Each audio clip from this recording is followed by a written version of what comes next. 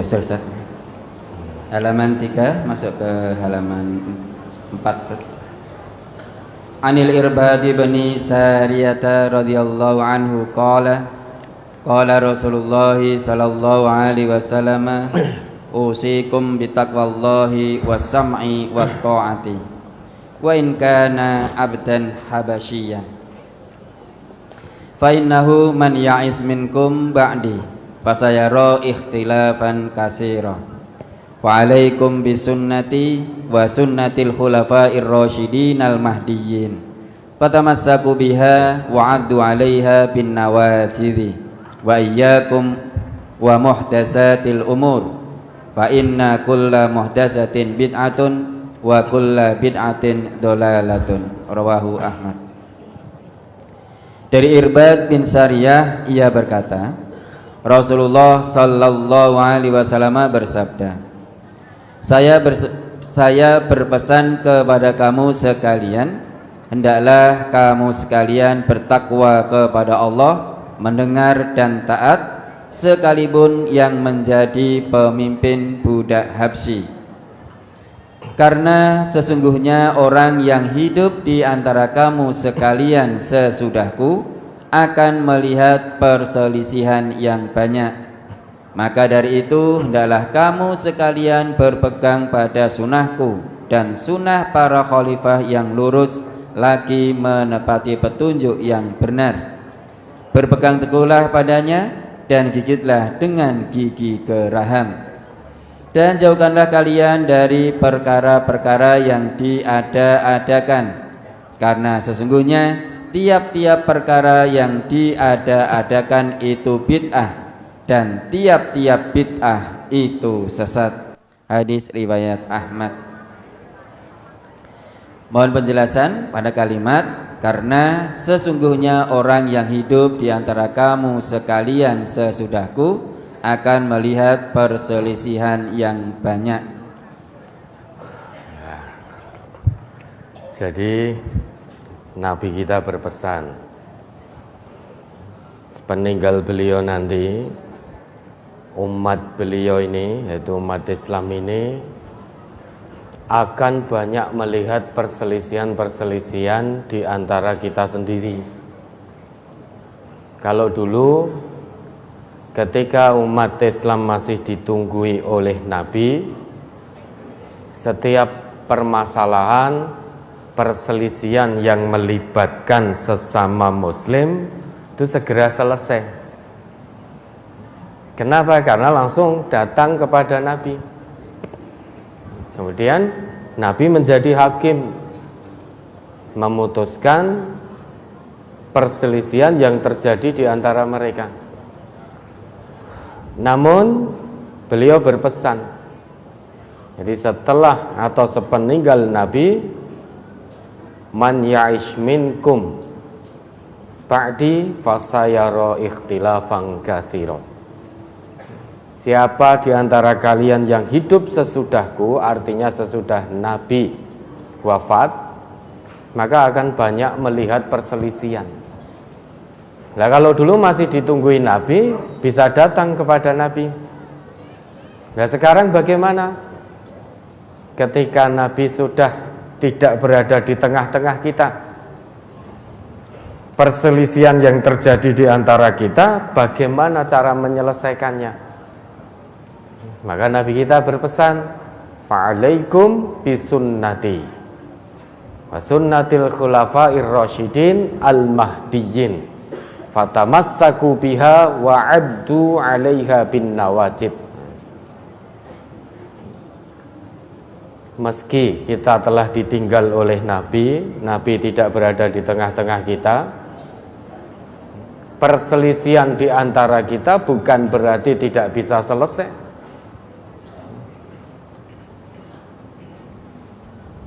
Sangat bisa untuk selesai dengan catatan berpegang teguh pada sunnah Rasulullah.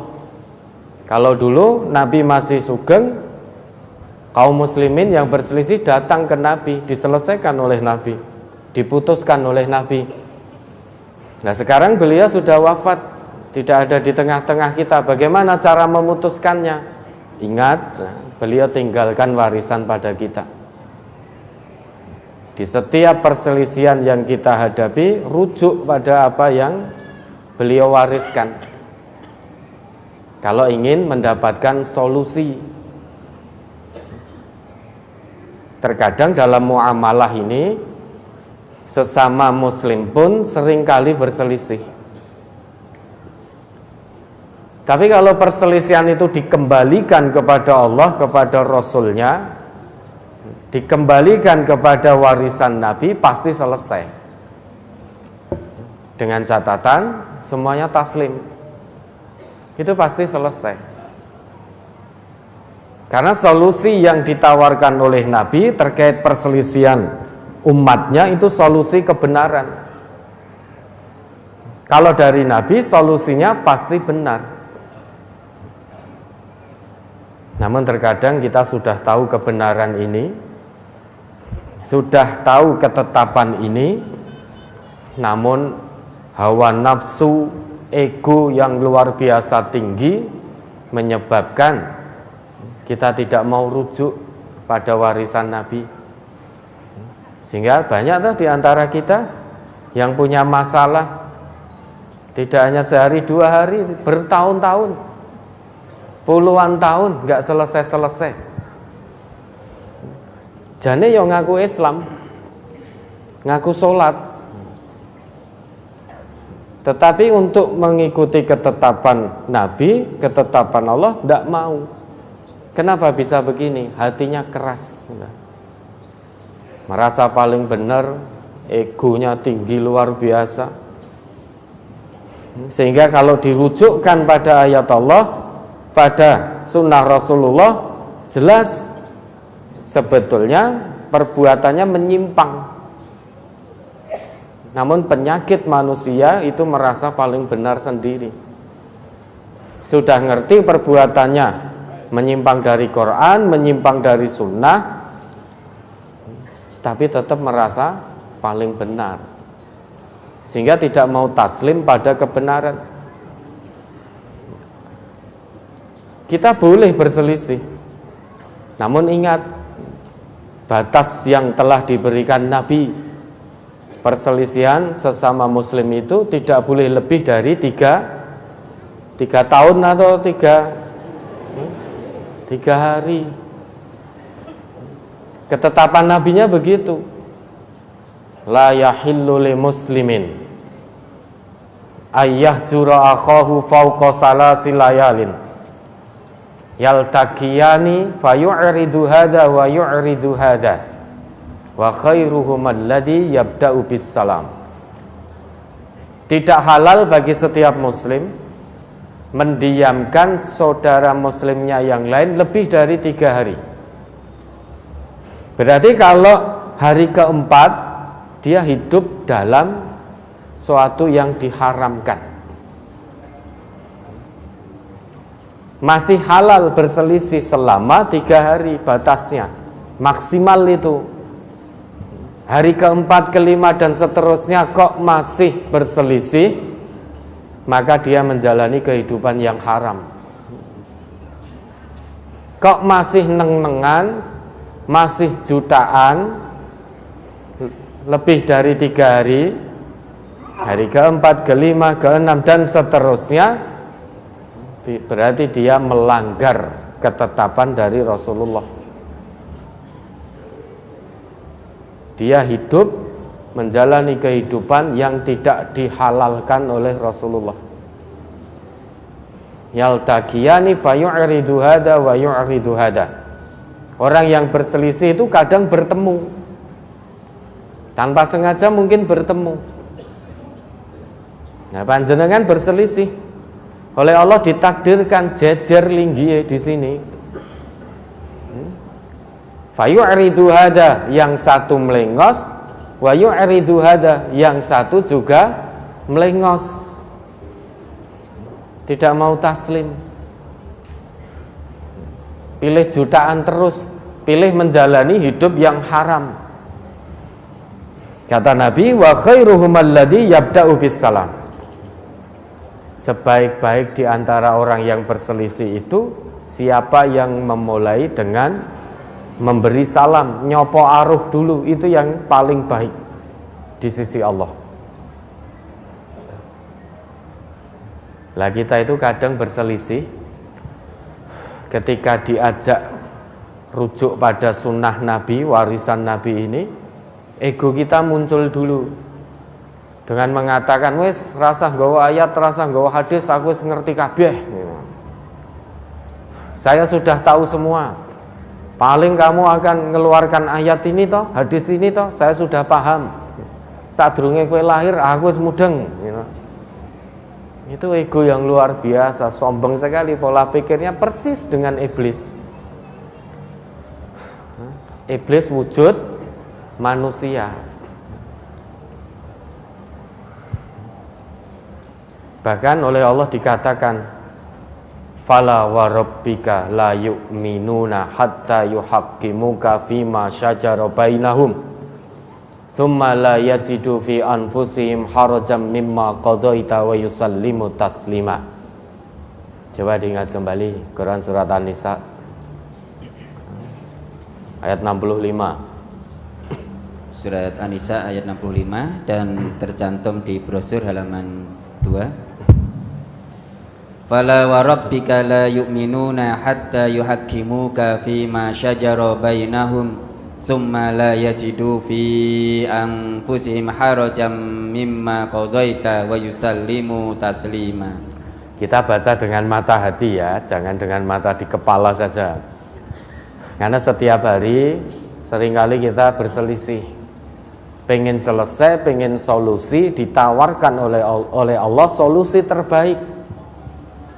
Tidak ada solusi yang menyamai kebaikannya atau melebihi kebaikan dari solusi yang ditawarkan oleh Allah. Tinggal kita mau mengambil tawaran Allah atau menolak. Kalau kita mengambil berarti taat pada Allah, maka solusi selesai karena solusinya dari Allah. Kalau kita menolak solusi yang ditawarkan oleh Allah, sampai hari kiamat nggak akan dapat solusinya. Mari. Maka demi Tuhanmu, mereka pada hakikatnya tidak beriman hingga mereka menjadikan kamu hakim dalam perkara yang mereka perselisihkan. Kemudian mereka tidak merasa keberatan dalam hati mereka terhadap putusan yang kamu berikan, dan mereka menerima dengan sepenuhnya. Kita ini semua sudah ngaku iman.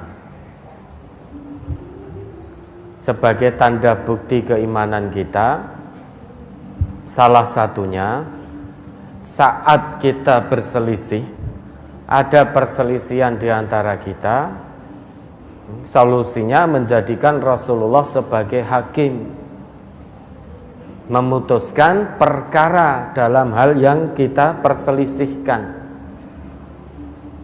Kalau dulu Rasulullah masih di tengah-tengah kaum muslimin yang berselisih datang kepada Nabi, perkaranya diputuskan oleh Nabi. Lah bagaimana dengan kita? Nabi sudah tidak ada di tengah-tengah kita, namun perselisihan di antara kita masih terus ada. Bagaimana cara menjadikan Rasul sebagai hakim? Yaitu merujuk kepada warisan beliau. Apa yang diputuskan oleh beliau, oleh Rasulullah, yang kita tahu dari warisan beliau, itu kita terima tanpa keberatan sedikit pun. Kalau kita ada keberatan, tidak mau taslim sepenuhnya dengan keputusan Rasulullah, kata Allah, fala wa rabbika la yu'minuna. Demi Tuhanmu, meski mereka ngaku beriman, namun tidak mau menjadikan Rasulullah sebagai hakim dalam perselisihannya, tidak mau menerima keputusan Rasulullah dengan taslim yang sebenar-benarnya, maka disestempel oleh Allah hakikatnya mereka tidak beriman. Ini hati-hati Bapak Ibu ya. Kita berselisih terus, sudah tahu ayatnya, sudah tahu hadisnya, tahu ketetapan dari Allah, tahu ketetapan dari Rasulullah, bagaimana menyudahi perselisihan di antara kita, namun kita masih mengikuti hawa nafsu. Pilih hawa nafsu daripada iman, pilih rasa ego yang tinggi daripada iman. Padahal kalau kita milih hawa nafsu, pilih mempertahankan ego, dapat stempel dari Allah, fala wa rabbika la yu'minun. Hakikatnya mereka tidak beriman. Kalau kita meninggal dalam keadaan tidak beriman, menghadap Allah, apa yang terjadi? Hanya gara-gara tidak mau mengambil solusi perselisihan yang ditawarkan oleh Allah dan Rasulnya. Maka pesan Nabi kita, kalau beliau sudah wafat, beliau berpesan, alaikum bisunnati, wajib atasmu untuk berpegang teguh pada sunnahku dalam menyelesaikan perselisihan-perselisihan di antara kalian. Wa sunnatil khulafa'ir rasyidin al-mahdiyyin, dan wajib atasmu untuk berpegang pada sunnah para khalifah yang lurus, yang senantiasa menetapi kebenaran. Jadi di samping Rasulullah berpesan pada kita berpegang teguh pada sunnah beliau, beliau juga berpesan pada kita, ikuti orang-orang yang lurus, yang senantiasa menetapi kebenaran, bukan menetapi pembenaran. Kalau kebenaran itu datangnya dari Al-Quran, dari sunnah. Kalau pembenaran dari hawa nafsu kita masing-masing. Maka ikuti kebenaran, jangan ikuti pembenaran. Fatamassaku biha, pegang teguh kepada sunnah itu. Wa'addu 'alaiha bin nawajid, pegang teguhnya digambarkan laksana kita menggigit sunnah itu dengan gigi geraham. Jadi kuat sekali, tidak terlepas oleh apapun. Ya, mudah-mudahan bisa dipahami. Ada lagi?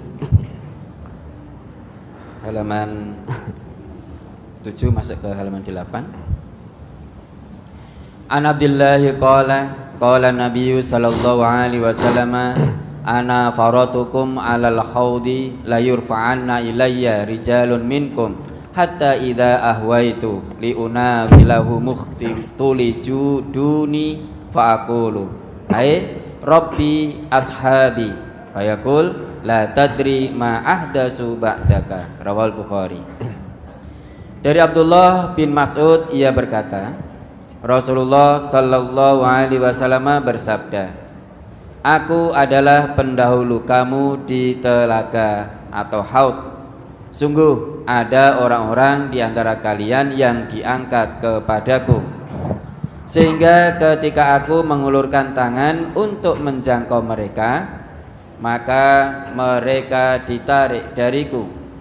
Lalu aku berseru, wahai Tuhanku, mereka itu umatku. Maka Allah berfirman, kamu tidak tahu apa yang mereka lakukan sesudahmu. Hadis riwayat Bukhari. Mohon penjelasan hadis ini, Ustaz. Kita baca artinya itu dengan pelan-pelan, itu sudah bisa kita pahami. Jadi Nabi itu, beliau itu yang pertama kali nanti di telaga, di surga kelak. Dan menurut penjelasan beliau, la yurfa'anna ilayya rijalum minkum. Nanti di sana setelah Nabi berada di telaga itu, ada di antara umat Nabi yang diangkat kepada Nabi. Artinya biar bersama-sama dengan Nabi di telaga itu. Kemudian apa yang terjadi?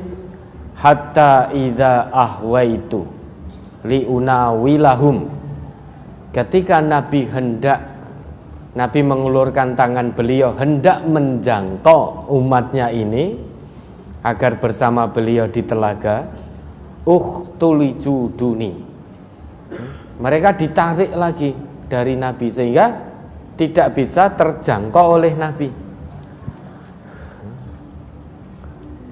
Keadaan yang demikian, kemudian Nabi mengatakan, ya Rabb, wahai Tuhan, ya Allah, ai Rabb, ya Allah, ashabi, mereka itu umatku, kenapa ditarik lagi? Tapi firman Allah, la tadri ma ahdasu ba'daka. Kamu tidak tahu wahai Muhammad apa yang dilakukan oleh umatmu sepeninggalmu. Sepeninggal Nabi, umat Nabi itu ada yang enggan membayar zakat, sampai diperangi oleh Abu Bakar. Dulu ketika ditungguin Nabi, tertib. Begitu Nabi wafat, tiba-tiba ingkar kepada aturan agama, nggak mau bayar zakat. Kemudian mengada-ngadakan sesuatu amalan yang dulu Nabi tidak pernah mencontohkan, dan lain sebagainya. Maka ketika umat beliau akan diangkat biar bisa bersama beliau di telaga di surga kelak, ketika Nabi menjulurkan tangan beliau hendak meraih umatnya, tiba-tiba umatnya ini ditarik lagi. Melihat keadaan itu, Nabi kita mengatakan, ai Rabb ashabi, ya Allah, mereka umatku, kenapa ditarik lagi? Sehingga tidak bisa bersama Nabi di telaga surga. Tapi Allah Maha mengetahui. Nabi berfirman, Allah berfirman, kamu tidak tahu apa yang umatmu lakukan sepeninggalmu. Nah, kurang lebih begitu makna dari hadis ini. Sehingga kalau nanti kita ingin bersama dengan Nabi di telaga Nabi, ya sudah, pegang teguh warisan Nabi, kita gigit dengan geraham kita.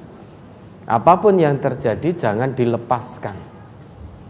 Kalau kita melepaskan sunnah Nabi, warisan Nabi, maka menurut pengakuan Nabi ini tidak akan bersama beliau di telaga nanti. Ya, pilihan ada di tangan kita. Kalau kepingin tok tidak cukup. Oh, saya ingin bersama Nabi, saya ingin di telaga bersama Nabi, di surga bersama Nabi. Itu keinginan. Kalau ingin tok, pengen saja, itu tidak cukup, harus diusahakan. Lawang kita menginginkan kesenangan dunia saja kita berusaha kok, kita usahakan. Masa menginginkan bersama Nabi di surga di telaga, kita tidak mau berusaha dengan kuat, tidak mau berusaha dengan keras. Punya keinginan dunia saja, kita akan berusaha dengan keras, keluarkan segenap potensi untuk mendapatkan keinginan dunia, cita-cita dunia. Masa untuk mendapatkan cita-cita akhirat hanya ongkang-ongkang kaki?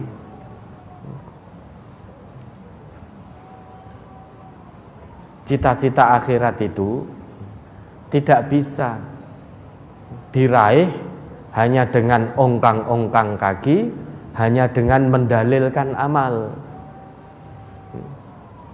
Cita-cita akhirat hanya bisa diraih dengan keikhlasan, kesabaran, kesungguhan, pengorbanan, dan mengamalkan dalil, bukan mendalilkan amal.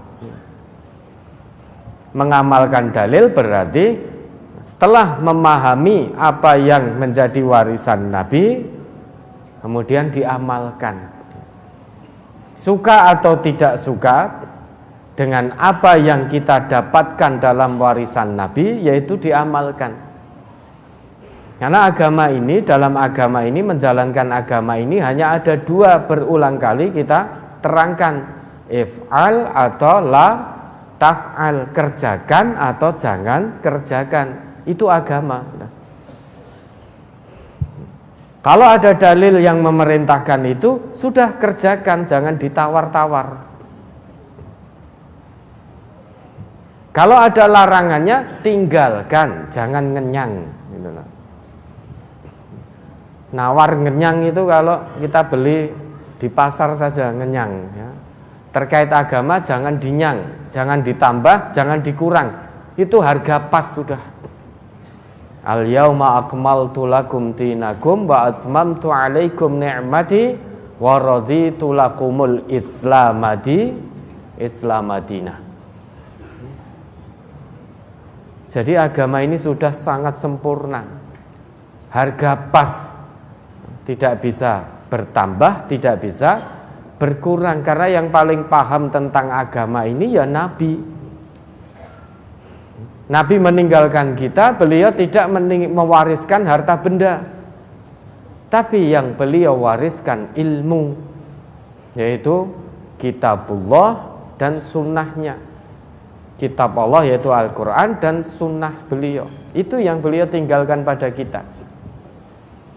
Lan tadillu ma masaktum bihima taraktu fikum amroini lan tadillu ma masaktum bihima. Sudah hafal hadis ini? Semuanya hafal insya Allah. Taraktu fikum amroini lan tadillu ma masaktum bihima. Apa yang ditinggalkan? Dua perkara ini. Kitab Allah wa sunnata nabiyyih. Semuanya di antara kita ini sudah banyak yang hafal hadis ini. Tapi hadis ini menjadi hadis yang sensitif saat ini. Kuwi meneh. Hadis taroktu meneh kan itu. Ya ini yang harus kita pegang. Apa kata orang? Ya hadis ini terus kita jelas-jelaskan, kita terang-terangkan. Perkara orang seneng atau tidak seneng ya urusannya masing-masing. Yang penting apa yang menjadi warisan Nabi terus kita jelas-jelaskan, karena itu kewajiban kita. Balighu anni walau ayah. Kalau tidak mau menjelaskan, menerangkan apa yang menjadi warisan Nabi, ya jangan jadi orang Islam. Karena orang Islam dimanapun berada punya kewajiban, yaitu kewajiban menerangkan warisan Nabi meski hanya satu ayat yang baru diketahui, yang baru dipahami. Kalau tidak mau menerangkan warisan Nabi dalam arti tidak mau berdakwah, ya jangan jadi orang Islam. Setiap muslim dimanapun berada punya kewajiban. Saat pertama dia menjadikan Islam sebagai jalan hidupnya, saat itu dia punya kewajiban untuk ngaji, tadabbur Quran. Setelah memahami, dia punya kewajiban untuk menyampaikan, untuk tabligh, menyampaikan apa yang dipahami. Meskipun baru satu ayat. Ya, maka jangan malu. Masa menerangkan Quran, menerangkan sunnah kok malu? Yang sudah kita ketahui, kita pahami, kita jelaskan. Yang kita belum tahu, kita tidak jelaskan. Lawang belum tahu kok, bagaimana menerangkan? Menerangkan sesuatu yang belum diketahui. Terus piye carane? Kita menerangkan, menjelaskan sesuatu yang belum kita pahami, yang belum kita ketahui. Ingat Bapak Ibu, dalam agama tidak ada pelajaran mengarang. Pelajaran mengarang hanya ada di pelajaran bahasa Indonesia. Mengarang bebas. Dalam agama tidak ada istilah mengarang. Materi mengarang itu tidak ada di dalam agama. Agama itu iya, tidak. Ya, maka kalau belum tahu ya kita tidak menerangkan, tidak menjelaskan. Apa malu? Tidak malu, wong tidak tahu kok menerangkan. Justru kalau kita belum tahu kemudian menerangkan harusnya malu. Kita tidak tahu dan kita tidak tahu bahwasanya kita tidak tahu. Fadzalika jahilun. Farajulun la yadri wa la yadri annahu la yadri. Fadzalika jahilun farfuduh. Ini jenis manusia yang keempat. Tidak tahu, tetapi dirinya tidak tahu kalau dirinya tidak tahu. Tapi pura-pura tahu. Dari mana kita tahu pura-pura tahu? Karena dia menerangkan atau kita menerangkan sesuatu yang kita tidak tahu. Nah, orang yang seperti ini jahil. Apa jahil? Bodoh. Farfuduh, maka tinggalkan. Ya, oleh karena di MTA ini ditekankan kepada juru-juru dakwahnya, jangan menerangkan sesuatu yang memang belum diketahui. Ojo mundur isin. Ibaratnya begini, kita ada pertanyaan meski sangat mudah, namun kita lupa, ya jangan ngarang jawaban. Saat mau bertanya, sholat subuh berapa rakaat? Nah, kita lupa. Itu kan gambaran pertanyaannya sangat mudah.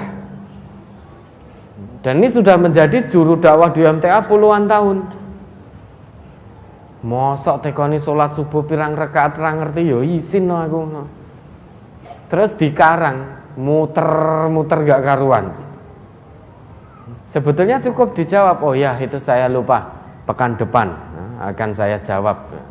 Ditangguhkan dulu. Simpel toh? Mudah.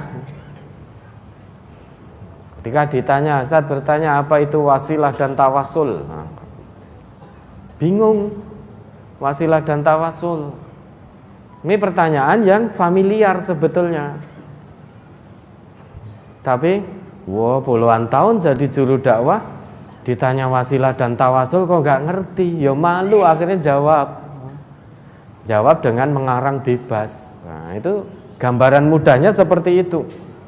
Dan itu tidak diperkenankan bagi juru-juru dakwah di majelis tafsir Al-Quran. Kalau ngerti ya, dijelaskan. Kalau tidak tahu ya jangan menjelaskan. Ya, ada lagi.